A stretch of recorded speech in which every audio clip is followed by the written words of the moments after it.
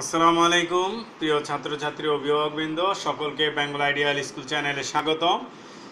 আপনাদের সকলকে পড়া বোঝানোর দায়িত্বে আছি আমি বেঙ্গল আইডিয়াল স্কুল অ্যান্ড কলেজের প্রধান শিক্ষক চৌধুরী স্যার।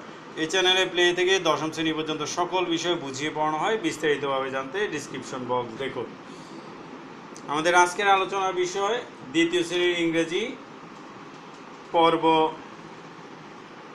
3 মূল পর্ব 4 পৃষ্ঠা 8 থেকে 10 এই পর্বে বোঝানো হবে এবং কোন পর্বের জন্য কতটি লেকচার আপনারা আমি পড়ানোর সময় বুঝিয়ে দিব। প্রথমে আসুন পৃষ্ঠা 8 কি লেখা? 0, উপরে 0 লেখা, অর্থাৎ এর জন্য কোনো লেকচার আমরা পাবো না। এটা জাস্ট এমনি একবার যাবে। এখানে কিছু সংখ্যা গণনা করা, আপনার সংখ্যাগুলো ওদেরকে দিয়ে গুনিয়ে নেবেন। 1 2 3 4 5 1 2 3 4 5 6 1 2 3 4 5 6 7 গুনে বলে দিবে 7। আর ইংরেজি বানান তো আমরা আগেই শিখে ফেলেছি গণিত ক্লাসে, এখানে দেখার কিছু নেই। শুধু এখানে আসুন, সে গণনা করবে। প্রথমে এখানে কি গণনা করতে বলেছে? অরেঞ্জ কয়টা সে এখানে গুনবে। 1 2 3 4 5 6 7 1 2 3 4 5 6 7, তাহলে এখানে অরেঞ্জের জায়গায় লিখবে 7। তারপর এটা ম্যাঙ্গো কয়টা? 1 2 3 4 5 6, ম্যাঙ্গোর পাশে লিখবে 6। হ্যান কয়টা? হ্যান 1 2 3 4 5, এখানে 5 লিখে দেবে। সাথে সাথে লেখার পরে আপনারা পরের লেকচারে চলে যাবেন। পরের লেকচারটা আমি দেখাই। এটার জন্য পৃষ্ঠা কয়টি? এটার জন্য পৃষ্ঠা 1টি। আপনারা 1 লিখে রাখেন আপনাদের বইতে। এখানে আগের মতোই অর্থসহ শব্দগুলো শিখবে সে। প্রথমে আমি একবার পড়ে শোনাই। পট পাত্র, কোয়েল অর্থ কোয়েল, ককার কোয়েল। আর পাত্র বানান পকার তরফলা পাত্র। রোজ গোলাপ, গকার গো লকার গোলাপ। সান সূর্য, দীর্ঘগান জয়রেব সূর্য। টাইগার বাঘ, বাঘার বাঘ।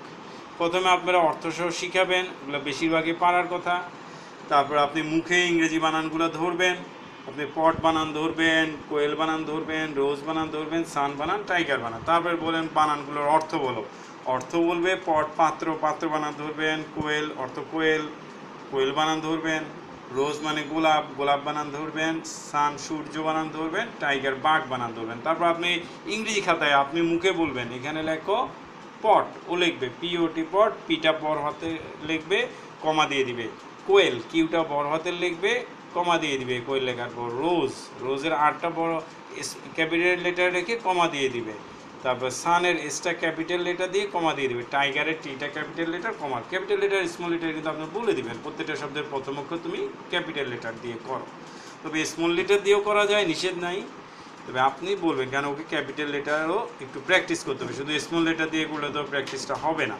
তারপর আপনি বাংলা খাতায় উঠিয়ে দিবেন পট, কোয়েল, রোজ, সান, টাইগার, এগুলো উঠিয়ে দিয়ে আপনি এবার বলবেন তুমি এবার এগুলোর অর্থ লেখো।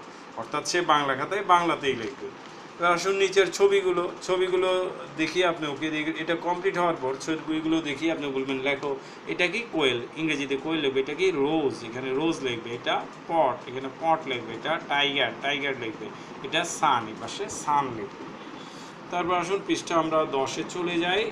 পৃষ্ঠা 8-এ কোনো লেকচার ছিল না। পৃষ্ঠা 9-এর জন্য একটি লেকচার, অর্থাৎ একদিন সকালেও শিখবে, সন্ধ্যাতেও শিখবে। এবার পৃষ্ঠা 10 আমি একবার আগে পড়ে শোনাই। ওরা যেটা রিডিং করবে সেই রিডিংটা আমি পড়ে শোনাচ্ছি। এটার জন্য কিন্তু উপরে 2, অর্থাৎ 2টা লেকচার লাগবে। আমি একবার পড়ে শোনাই। Look, listen and say. Hello Rafi, this is Mina, she is 8 years old. Hi Mina, I am Rafi, I am 7.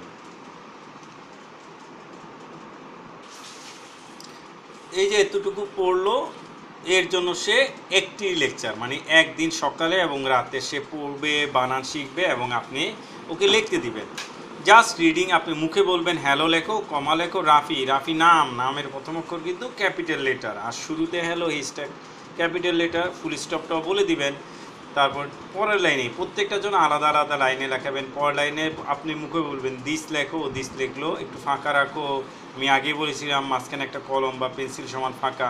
তারপর ইজ লেখে আবারও ফাঁকা লেখে মিনা, যেহেতু নাম, এমটা ক্যাপিটাল লেটার আর ইজটা ছোটো স্মল লেটার হবে, একে হবে শি, ইজটাকে সংক্ষেপে সি অ্যাপোস্ট্রোফি এস। অবশ্যই আপনারা এইভাবে দাগ দিবেন না, এখানে কমা দিবেন, খেয়াল রাখবেন। এইভাবে কিন্তু দাগ না কমা, এটা কম্পিউটারের কারণে কম্পিউটার এখানে দিয়ে থাকে, কিন্তু এখানে কমা বসবে আর এখানে এস, এটাকে বলে অ্যাপোস্ট্রোফি S.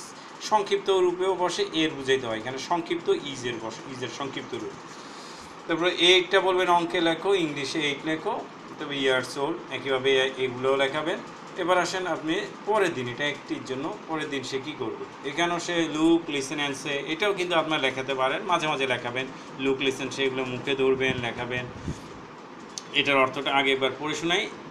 This is Mahin, he is 8 years old two.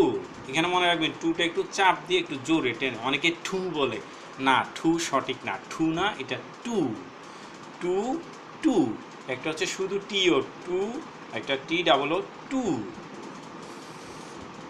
আমি নিজে ঢাকা ইউনিভার্সিটিতে যখন কোর্স কমপ্লিট করি তখনই আমি এটা সঠিক রূপটা জানি। এর আগে আমরাও কিন্তু স্বাভাবিকভাবে টু টু করে এসেছিলাম, আসলে টু নয়, এটা টু। আমি এরকম বেশ কিছু জিনিস শিখিয়ে দিব মাঝে মাঝে। তারপরে এটাও পড়বে, এটাও কিন্তু সে আপনি আগের মতো এই পড়াটাও আদায় করবেন, 2 বেলা পড়ে তারপর আপনি 1 বেলায় পড়াটা আদায় করবেন। এবার দেখেন এখানে আমি যে হিজ সংক্ষিপ্ত রূপ আর মেইন রূপ হি ইজ, শি ইজ সংক্ষিপ্ত রূপ শি ইজ, এগুলো কিন্তু সে তাকে আপনি মুখে বলবেন সে লিখবে। আপনি বলবেন সংক্ষিপ্ত রূপে হিজ লেখো, হি লিখবে হি অ্যাপোস্ট্রোফি এস বলবেন। এবার পুরোপুরি সঠিক বানানে হি ইজ লেখো, হি ইজ লিখবে। শি ইজ সংক্ষেপে লিখবে, আর পরে বলবেন তুমি এবার লেখো শি ইজ, সে লিখবে। এর সাথে আমাদের আজকের মতো লেকচারটি শেষ করলাম। সকলকে অনুরোধ করব, যদি আপনারা চ্যানেলটি সাবস্ক্রাইব করে না থাকুন এখনই সাবস্ক্রাইব করে বেল আইকনে ক্লিক করে দিন, তাহলে যখনই আমি নতুন কোনো ভিডিও দিব তার নোটিফিকেশন চলে যাবে। এছাড়াও 3টি সাময়িক পরীক্ষা নিব, কোনো ফিচারে সে পরীক্ষা অংশ নিতে পারবেন, তার নোটিফিকেশনও চলে যাবে যারা সাবস্ক্রাইব করবেন চ্যানেলটি। আর ভিডিওটি ভালো লাগলে লাইক শেয়ার করুন, কোনো কিছু জানতে চাইলে কমেন্টস করুন। সকলকে ধন্যবাদ। আসসালামু আলাইকুম ওয়া রাহমাতুল্লাহ।